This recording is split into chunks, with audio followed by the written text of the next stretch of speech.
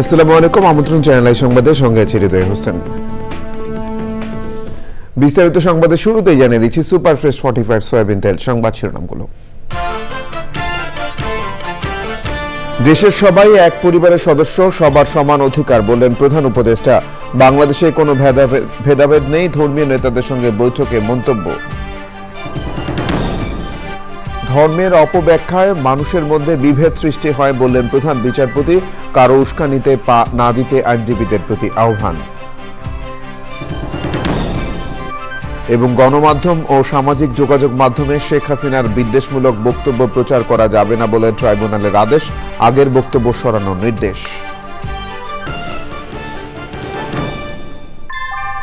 আমরা তৈরি করি বিশ্বমানের জার্মান প্রযুক্তির ভূমিকম্প সহনশীল থার্মিক্স রড, যা আপনার স্থাপনাকে নিরাপদ রাখে প্রজন্ম থেকে প্রজন্ম। সালাম স্টিল, মোস্ট ডিউরেবল স্টিল। সংবাদ শিরোনাম বলে জানাচ্ছিলাম। এখনকার সংবাদ আয়োজন একই সঙ্গে চ্যানেল আই ইউটিউব চ্যানেল এবং চ্যানেল আইয়ের ওটিটি প্ল্যাটফর্ম আই স্ক্রিনে লাইভ স্ট্রিম হচ্ছে।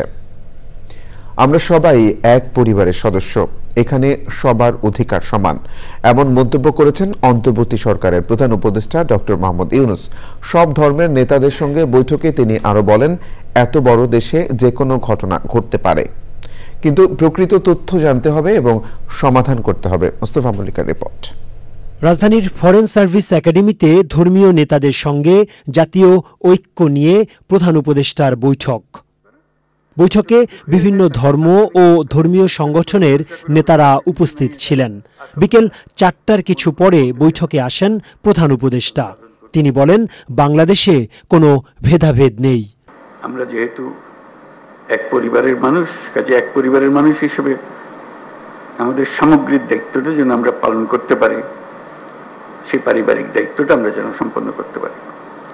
সেখানে তথ্যটা হলো বড় বিষয় এবং প্রতিকার।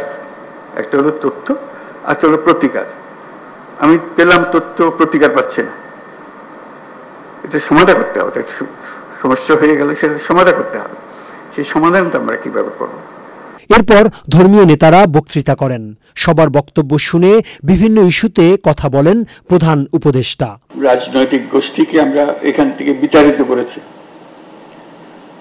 তারা কিন্তু তাতেই শেষ হয়ে যায়নি, সম্পূর্ণ সমাপ্ত মনে করে নাই। তারা দেশে এবং বিদেশে তারা অবস্থান করছে।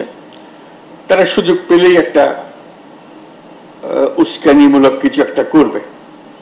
কাজে সেটার থেকে আমরা কিভাবে এই উস্কানিটাকে চিহ্নিত করতে পারবো এবং উস্কানিতে সাড়া না দেওয়া। এখন আমরা সাম্প্রদায়িক সম্প্রীতির কথা বলছি, খুব দরকারি। সম্প্রীতি আছে বলে আমরা সবাই একমত হলাম যে আমাদের সম্প্রীতি আছে। সম্প্রীতির সঙ্গে আরেকটা জিনিস আমি যোগ করতে চাই, সেটা হলো ভয়। সম্প্রীতি আছে কিন্তু মনের মধ্যে ভয়ও আছে। এই ভয় থেকে কেমনে আমরা উত্তরণ করবো? যেমন আমরা নাগরিক, আমরা নির্ভয়ে নাগরিক। 2 ঘন্টার কিছু বেশি সময় চলা বৈঠকটি শেষ হয় সন্ধ্যা 7টার দিকে। বৈঠক শেষে সরকারের অবস্থান তুলে ধরেন উপদেষ্টা মাহফুজ আলম। জুলাই গণ অভ্যুত্থান পরবর্তী যে সরকার, এই সরকার যে কোনো মূল্যে যে কোনো ধরনের ষড়যন্ত্র রুখতে প্রোঅ্যাক্টিভ কাজ করবে। কোনো ধরনের রিঅ্যাকশনারি কাজ এই সরকার করবে না। কোনো ধরনের হঠকারিতা এই সরকার আশ্রয় দিবে না, প্রশ্রয় দিবে না। বরং আমরা যত বেশি ন্যাশনাল কনসেনসাস ক্রিয়েট করা যায় সেই দিকে আমরা এগোবো এবং আমরা আমাদের অন্তর্গত শক্তি, আমাদের দেশের ভেতরকার শক্তি, ভেতরকার সংহতি শক্তি বৃদ্ধি করব। বাইরে যতই ষড়যন্ত্র হোক না কেন, আমরা যদি ভেতরে এই দেশের মধ্যে ঐক্যবদ্ধ থাকি রাজনৈতিকভাবে, সাম্প্রদায়িকগত জায়গা থেকে এবং আরও অন্যান্য ক্ষেত্র বিশেষ আমরা যদি ঐক্যবদ্ধ থাকি, বাইরে যত অপপ্রচার চলুক বাংলাদেশ এগিয়ে যাবে। এটাই হচ্ছে ডক্টর মোহাম্মদ ইউনূস স্যার বলেছেন। উপদেষ্টা মাহফুজ আলম বলেন, জাতীয় ঐক্য নিয়ে প্রধান উপদেষ্টার এমন সংলাপ চলবে। Mostafa Mallick, channel I, Dhaka. প্রধান বিচারপতি সৈয়দ রেফাত আহমেদ বলেছেন, ধর্মের অপব্যাখ্যায় মানুষের মধ্যে বিভেদ সৃষ্টি হয়। সাম্প্রদায়িক বিভেদকে প্রতিহত করার সর্বোচ্চ চেষ্টা করে একে সম্প্রীতিতে রূপান্তর করতে হবে। কারো উস্কানিতে পা না দিতে আইনজীবীদের প্রতি আহ্বান জানিয়েছেন অ্যাটর্নি জেনারেল। পরাগ আজিমের রিপোর্ট। সুপ্রিম কোর্ট আইনজীবী সমিতি বিজয়া পুনর্মিলনী ও বাণী অর্চনা উদযাপন পরিষদের আয়োজনে বিজয়া পুনর্মিলনী 2024 সনাতন ধর্মাবলম্বীরা ছাড়াও অনুষ্ঠানে অংশ নেন সুপ্রিম কোর্টের আইনজীবীরা।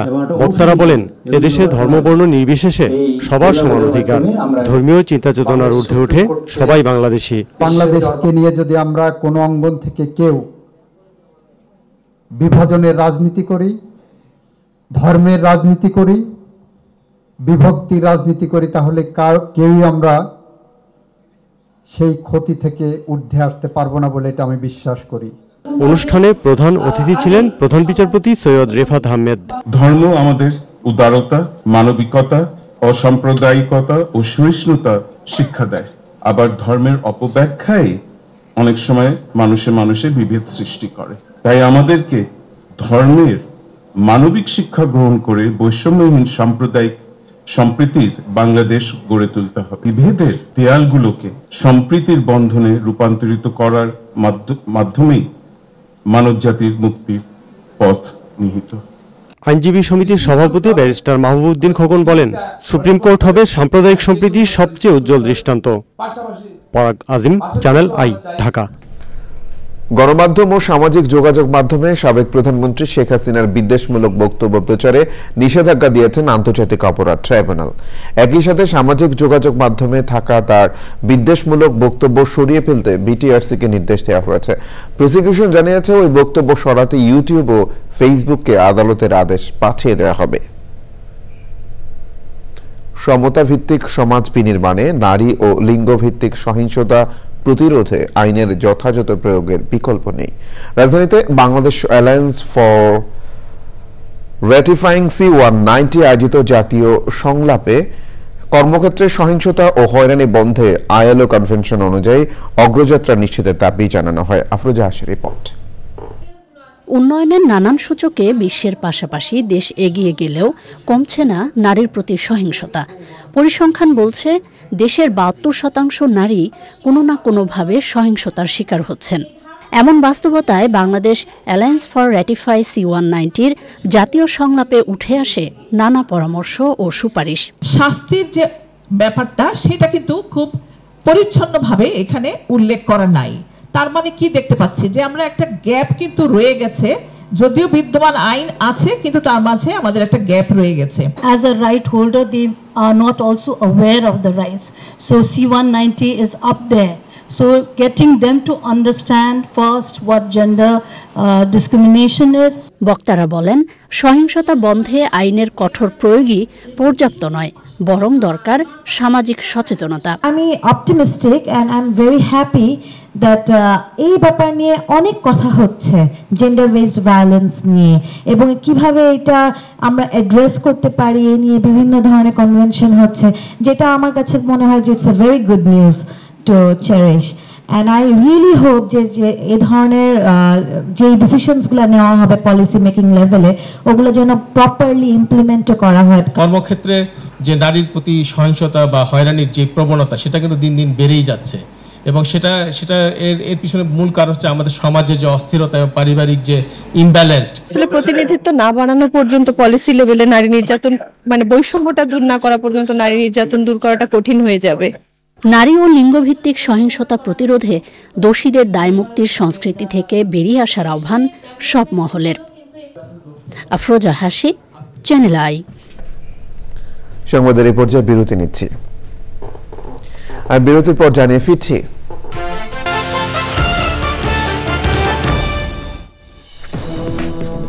বিরতির পর আবারও আমন্ত্রণ চ্যানেল আই সংবাদে। আমিন জুয়েলার্স আন্তর্জাতিক সংবাদ।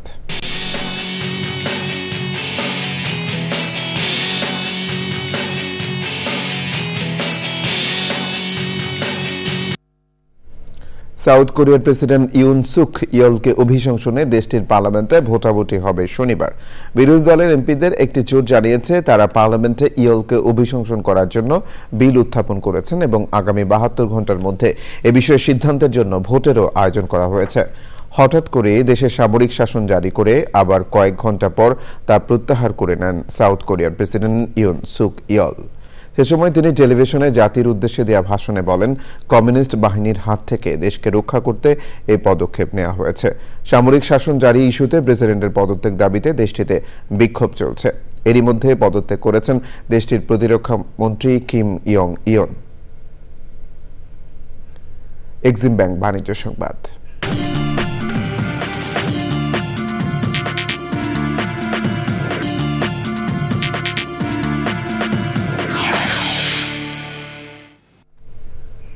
রাজধানীতে শুরু হচ্ছে 3 দিনের advance technology solution ATS expo 2024।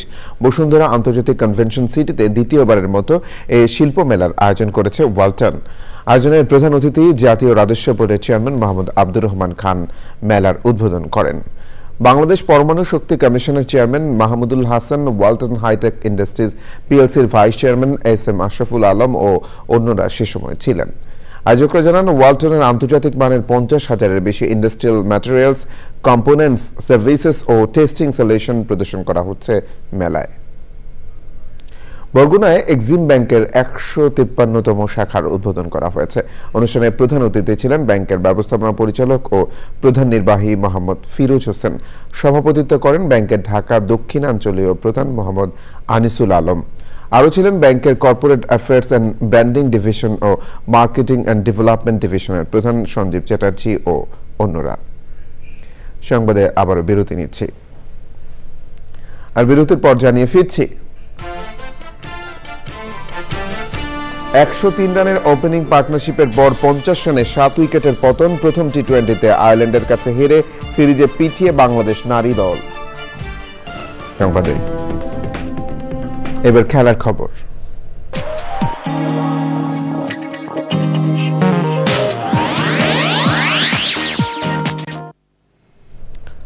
Opening জুটিতে সুবহানা মুস্তারি ও দিলারা আক্তারের 103 রানের জুটির পরও সিরিজের প্রথম টি-20তে জয় পায়নি বাংলাদেশ। সিলেটের টাইগ্রেসদের বিপক্ষে 12 রানের জয়ে 3 ম্যাচ সিরিজের টি-20তে 1-0-তে এগিয়ে আসা শুরু করল আয়ারল্যান্ডের মেয়েরা। টস জিতে লাক্কারদুরার সিলেটের আন্তর্জাতিক স্টেডিয়ামে 5 উইকেটে 169 রান তোলে আইরিশ মেয়েরা। তৃতীয় উইকেটে অধিনায়ক গ্যাবি লুইস ও লি পলের 107 রানের পার্টনারশিপে বড় সংগ্রহ পায় সফরকারীরা। অর্ধশতক করে লুইস 7 রানে থামলেও ক্যারিয়ার সেরা 79 রানে অপরাজিত ছিলেন পল। জবাবে আইরিশ কন্যাদের বাজে ফিল্ডিং ও ক্যাচ মিসের সুযোগে 103 রানে উদ্বোধনী জুটিতে জয়ের পথেই ছিল বাংলাদেশ। তবে সুবহানা 46 ও দিলারা 49 রানে থামেন। চতুর্থম ওভারে আইরিশ অলরাউন্ডার আর্লেন ক্যালি চোরা উইকেটে দিলারা এবং অধিনায়ক জ্যোতি ফিরলে ম্যাচের মোমেন্টাম পেয়ে যায় আইরিশ মেয়েরা। এরপর নিয়মিত বিরতিতে উইকেট হারিয়ে বাংলাদেশের ইনিংস থামে 7 উইকেটে 157 রানে। সমান 3টি করে উইকেট নিয়ে স্বাগতিকদের ইনিংসে লাগাম টেনে রাখেন আয়ারল্যান্ডের 2 পেস অলরাউন্ডার ক্যালি এবং ওরলা প্রেন্ডারগাস্ট। একই ভেন্যুতে সিরিজের দ্বিতীয় টি-20 7 ডিসেম্বর।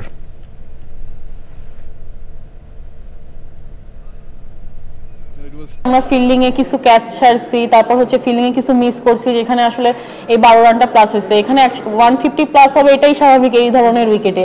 সো আমরাও 150 প্লাস করেছি। তো আমি বলবো যে ফিল্ডিং এ যে জায়গায় আমাদের গাফিলতি ছিল, যে ফিল্ডিং যেগুলো আমরা মিস করেছি, তো ওগুলো যদি আমরা রিকভার করতে পারি, আশা করা যায় যে নেক্সট ম্যাচ থেকে আমরা আরো ভালো করব। সংবাদ শেষ করব সবশেষে সুপারফ্রেশ ফর্টিফাইড সয়াবিন তেল। সংবাদ শিরোনামগুলো জানিয়ে দিচ্ছে আরো একবার। দেশের সবাই এক পরিবারের সদস্য, সবার সমান অধিকার বললেন প্রধান উপদেষ্টা। বাংলাদেশে কোনো ভেদাভেদ নেই, ধর্মীয় নেতাদের সঙ্গে বৈঠকে মন্তব্য। ধর্মের অপব্যাখ্যায় মানুষের মধ্যে বিভেদ সৃষ্টি হয় বললেন প্রধান বিচারপতি। কারো উস্কানিতে পা না দিতে আইনজীবীদের প্রতি আহ্বান। এবং গণমাধ্যম ও সামাজিক যোগাযোগ মাধ্যমে শেখ হাসিনার বিদ্বেষমূলক বক্তব্য প্রচার করা যাবে না বলে ট্রাইব্যুনালের আদেশ। আগের বক্তব্য সরানোর নির্দেশ।